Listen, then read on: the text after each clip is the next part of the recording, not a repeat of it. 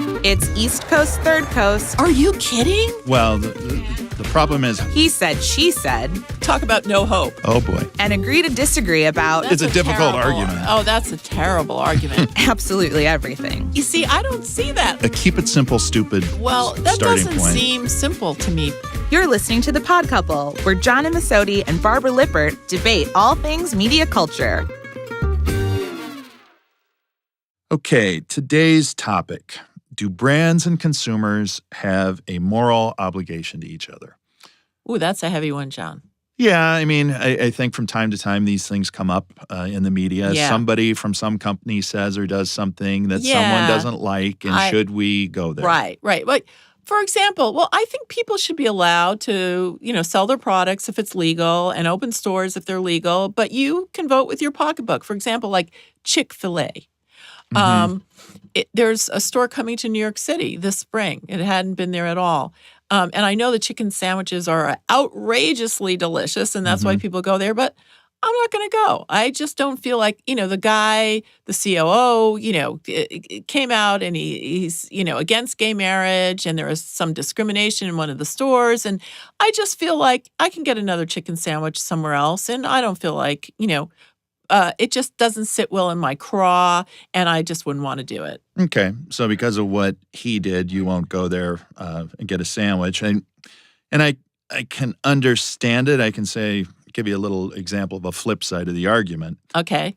Back when I still participated in Facebook a bit more, Yes. there was a oil spill that was very horrible, and it wrecked a lot of wildlife, did a lot of bad things. And I had posted that on my high horse, I wouldn't be getting gas from a certain gas station anymore because of that. And somebody wrote back to me, it's like, so you're going to basically, what about the workers who work at those gas stations? What about the people who are there? When you do this, you're kind of hurting a lot of people that are innocents. So even you could say by not going to get the chicken sandwich at Chick-fil-A, the people that you really are hurting are the minimum wage workers that, kind of rely on it for a job. Well, then maybe somebody should have told, the COO not to speak that way, and maybe he'll learn. Maybe if people are more vocal about what they don't like and they vote with their pocketbooks, they'll change. There's a thing called, Adam Smith, the economy, the invisible hand, where he claimed that things kind of adjust themselves. And if there's something wrong here or there, they'll know it and they'll have to change the product or something like that. I mean, like, say McDonald's. A lot of people are down on fast food, right? Yeah, that gets into something that I kind of find interesting and maybe objectionable. I think like any product that's made, whatever it is, they have a right to advertise themselves within a certain way. It seems like McDonald's and certain things, then the public comes out and they hold them to a standard of like, well, for example, McDonald's is making people fat. No, it isn't. Eating too much of it's making people fat. And you're responsible for yourself. I think we kind of get into a ground here of like, who's responsible for what, and it goes just too far. Yeah, well, you can see it all ways. I mean, because it's the easiest thing and it's the cheapest thing to buy. If you live in a neighborhood where you can't get fresh vegetables very easily and they're expensive and you have to cook, it's so much easier to take your kids to McDonald's. Yeah, but because they make things easy and affordable doesn't mean they should be victimized by society for saying, and if you eat it every single meal, your kids are going to be fat. I mean, there's a little thing called, if you're a good parent, you can get them proper food. Right. But that's where I'm saying that, some of these companies will go out of business if what they sell is not in favor anymore. And then there's the flip side, which is, the brands like Tom's Shoes and Warby Parker. People search those out because they know that something good is going to come out of their purchase. If you buy Tom's, you know that the company is going to donate one pair of shoes for every pair of shoes you buy. Right. The same thing with Warby Parker. It doesn't hurt that I love Warby Parker's style. I love, the way they operate. And they also give a free pair of glasses away for everyone you buy. So, it's a win-win. All in all, if I could choose, I would choose the ones that do good. I think one thing that they're finding now, brands are millennials really have a lot of thoughts in this area. They will buy a lot of times something that's going to be environmentally friendly. Right. They'll buy things that are not going to do something harmful. And they'll really research it on the internet to find the best kind of jacket that isn't Right. made out of a certain kind of coyote or, yes, Right. they have strong beliefs and they really go there. Actually, there's a little bit of that too that I sometimes kind of have to laugh at. And one thing would be the big Hollywood star who makes a big deal out of I'm going to drive around in this eco-conscious Prius. Yeah. And I'll be like, I'm really doing something. And he'll drive that car to one of his 19,000 square foot houses that he has to heat. Right. Or you'll see him out on the yacht doing things. So, I mean, what you think and what you do, I guess whatever makes you feel good, your morality's your own. Yeah. And I think, you got to feel like any little thing might help. And that, and you can't just throw up your hands because, then it doesn't make sense. There is so many contradictions everywhere. Actually, there's a ton of contradictions just in general, and just some of it is even in what can be advertised or what can't be advertised. I mean, there's so much hypocrisy you can't keep up, really. But what can be advertised? What are some of the things that can't be advertised? Well, there's just different things I've worked on a lot of different alcohol categories. There's always been a really silly rule of when you do a beer commercial, you can't show somebody actually drink the product. Right. Which is very strange. Yeah. Cigarettes, those were, famously pulled off the air. Right. In the 70s. And I think it actually has helped. I think fewer people are smoking.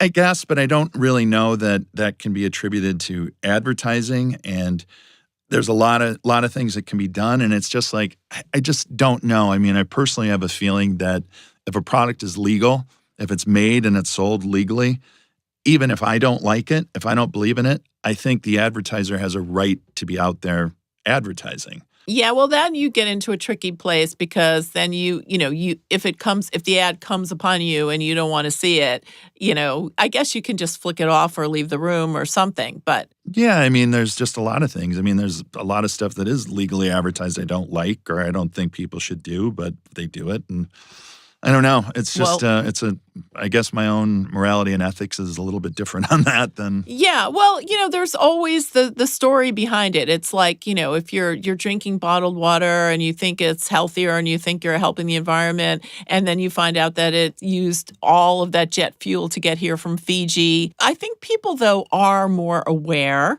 and they're more conscious these days. Again, you would think so, but then sometimes I wonder. There's a lot of lawsuits about fast food restaurants making people fat, about, Are there still lawsuits about it that making people these fat? things still happen. They still come up. A issue right now, that's a huge issue for people, guns. I personally hate guns. Me too. But guns are legal. And should Winchester be able to advertise their hunting rifles?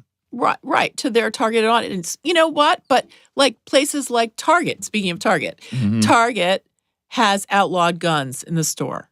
And that would make me want to go to Target more. Sure, it would be. So you can use it the other way also. Yeah, I mean, people can, and you can decide that. I mean, Starbucks also. For example. And they get a lot of flack for that. But, you really, I am so sick of hearing about the latest shooting this weekend. If you can go to a place where you know that they're at least trying to keep guns out, it helps. No, I agree, and that's a good moral stance. But, for example, I'm saying I don't like guns. I would never buy guns. But if they wanted to advertise guns, they would have the right, and I could easily not watch the commercial. Or if I saw it, I'm still not going to buy a gun because somebody did a commercial. Well, that's why the magazine Guns and Ammo exists, right? No, exactly. Imagine how filled it is with ads. Yeah, and we do see, again, this question of morals and ethics and what products are carried and not carried. I mean, cigarettes can't be advertised on television. Now there's certain chains that won't even carry them. Yes, and I agree with that. I thought that was a great move to make, and I thought that people who don't want to be associated with tobacco and don't smoke, will feel better about going to that store. Right. And again, I think regardless of what we feel, obviously what you're seeing from the brands and stuff is there is a morality, there are ethics that are starting to shape the consumers, and it changes what they will do. So. And consumers' ethics have changed. As you said, millennials care a lot more about that and are looking for brands that they can believe in. Right. Okay, I think we're getting to where we should take a little break. But when we come back, let's talk about the business a little bit. And if you don't believe in a product, should you still work on it in your agency? Good question. All right, we'll be back.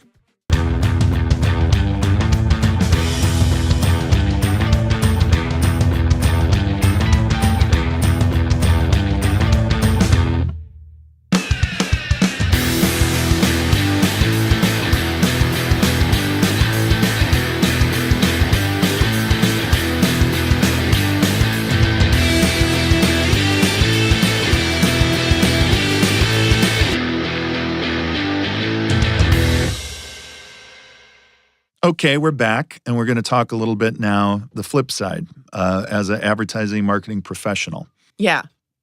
You're working in an agency, or you're offered a job in an agency. They have a product that you don't necessarily endorse or believe in. Maybe Yeah. it's something like, it could be cigarettes, it could be alcohol, it could be anything. Yeah. Do you think you have a right to basically say, I'll take the job, but I'm not going to raise my hand and work on that? Absolutely.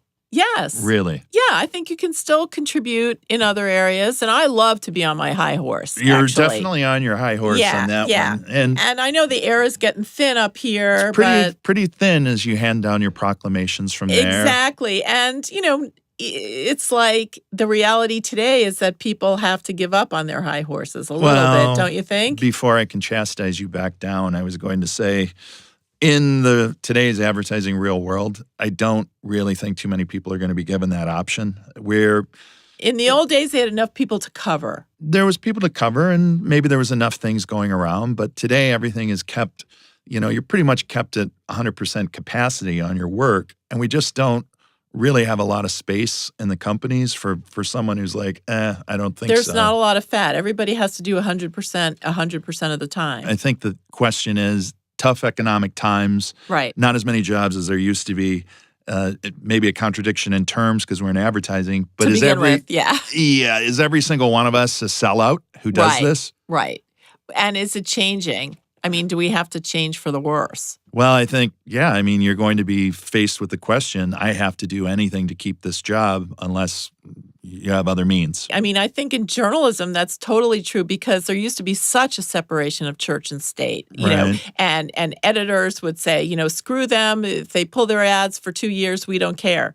Well, that doesn't happen anymore. Right. If they don't like your editorial. And there are so few jobs in journalism that you sort of have to turn a blind eye sometimes. True. And I think all this is pretty troubling, as a culture.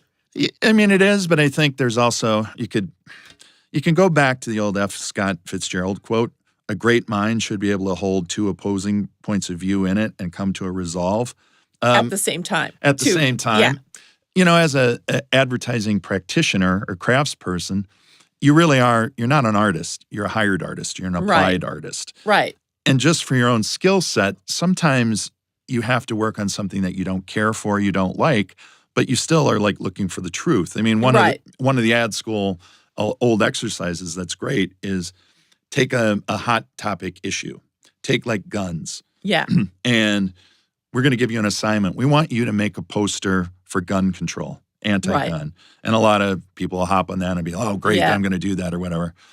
Come back the next day and say, okay, now we want you to make a poster that's great for the other side. Flip the argument.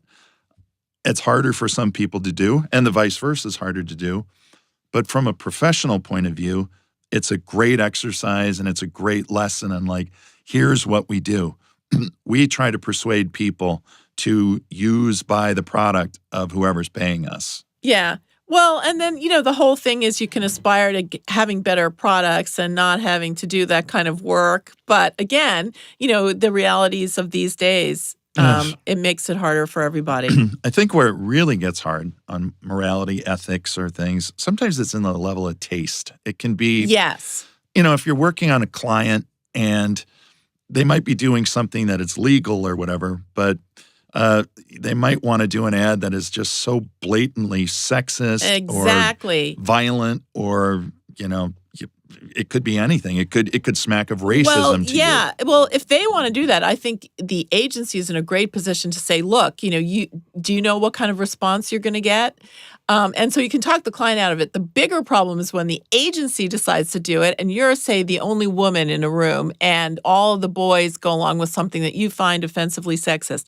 Do you go along with the boys or do you become the pain in the butt? Well, that's the hard part, and that I would say is really a moral dilemma. It's like, It really is. And after a while, I think even if you have to keep your paycheck, it becomes so terrible that you either find another job or you find another way. and I would actually, And that's a shame because they need that voice in the room.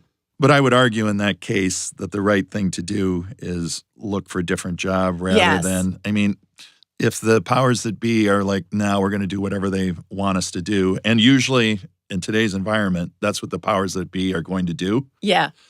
it kind of falls on the individual. Yeah.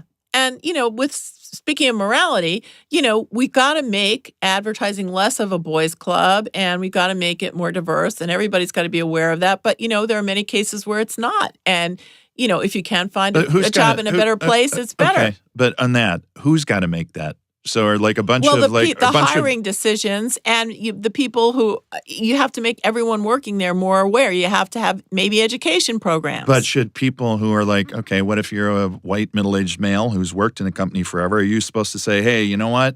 I'm done now. It's time for a woman to take my place. That's like no, but that's like the Oscar so white. If you don't adapt to what's happening, you go out of business anyway. So just because you're a middle-aged white male doesn't mean you have to have the views from the 1950s. And many don't. I mean, I would come to the point that's like on that kind of thing, morality and ethics, you can't just give somebody a job just because they fit a quota either. I mean, we are a talent business, and to keep the company going, you have to hire the proper talent. Right. And people need, there's experience. And they, especially in, helping others and bringing them up and mentoring and all of that.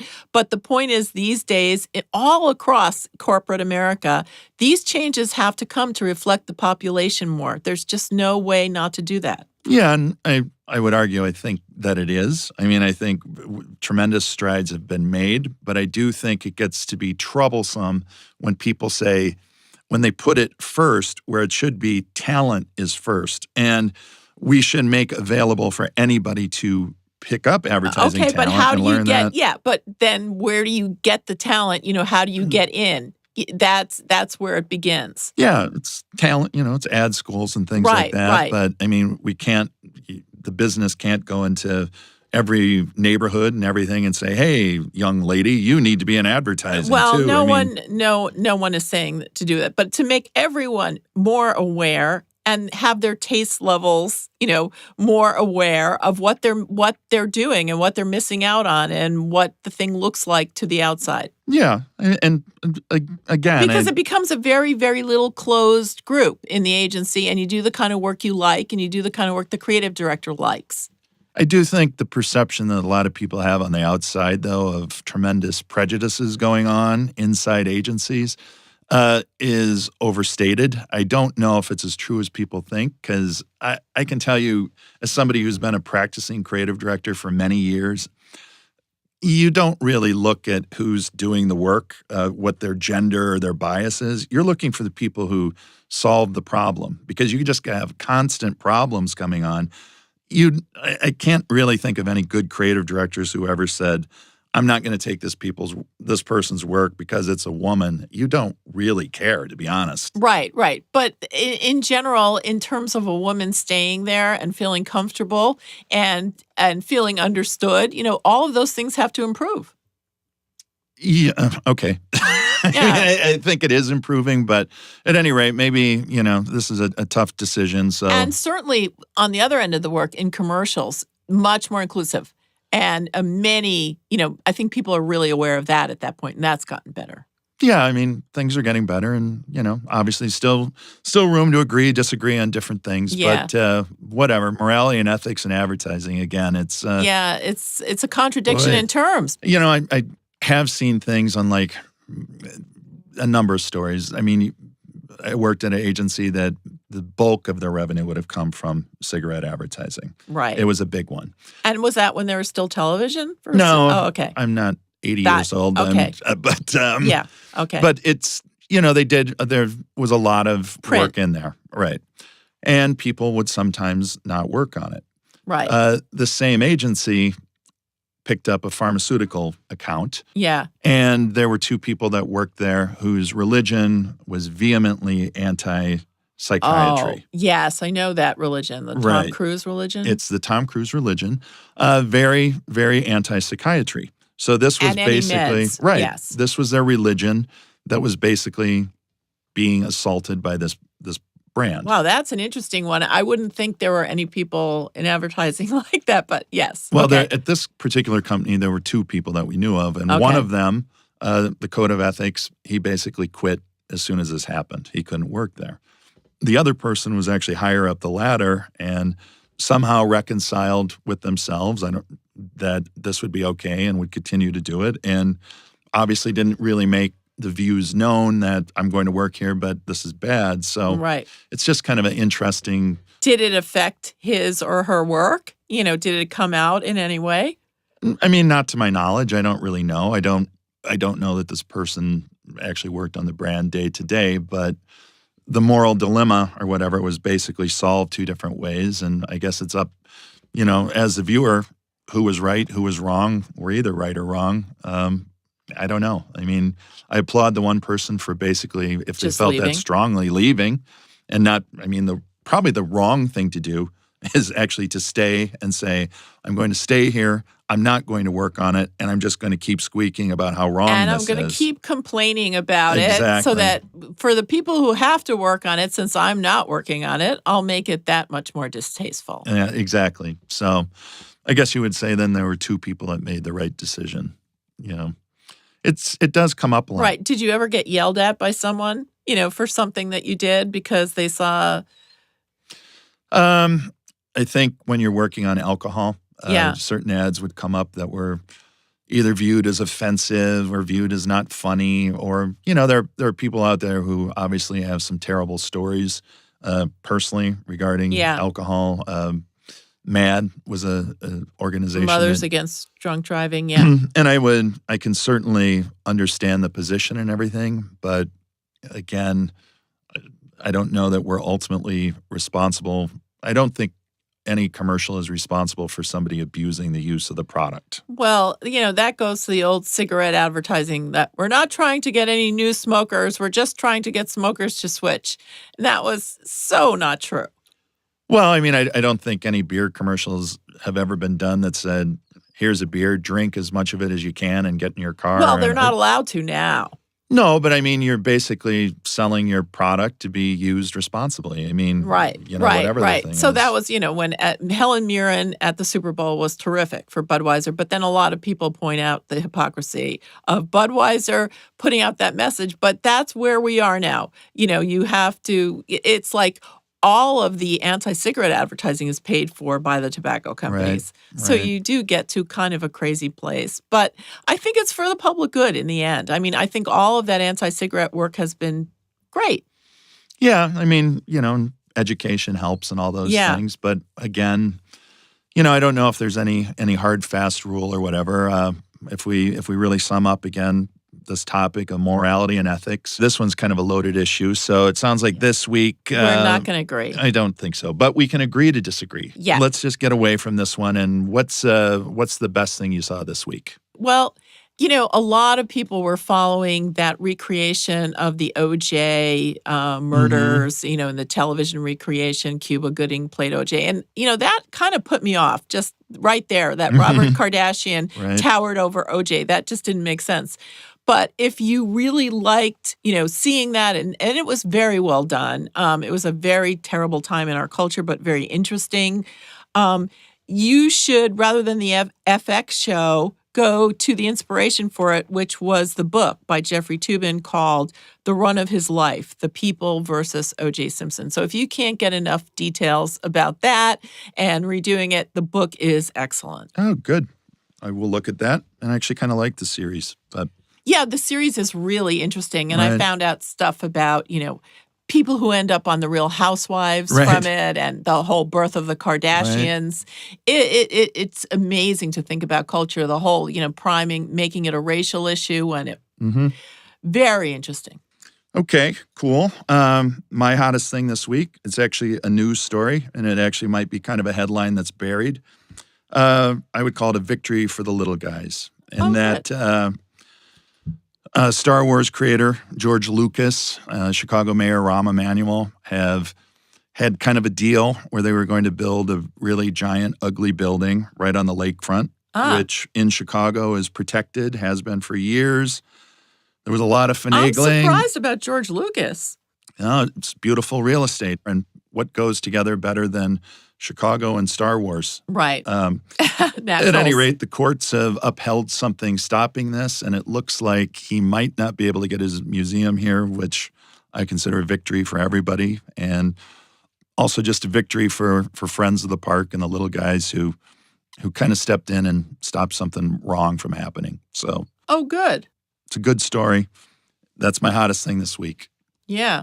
Well, I know that he's got the ranch, in California, so I thought he would be, sort of more of an eco warrior.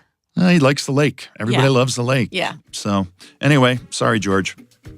And that's it for this week. We'll see you next time. Thanks, John. Thank you. The Pod Couple is media experts John Immesoete and Barbara Lippert, produced by Eon Content Labs and brought to you by Epsilon. We see what others don't. All comments, discussions, materials, and information provided by participants in the Pod Couple are strictly their own opinion and do not constitute any official position or views of Epsilon. Please refer to our terms of use for more information.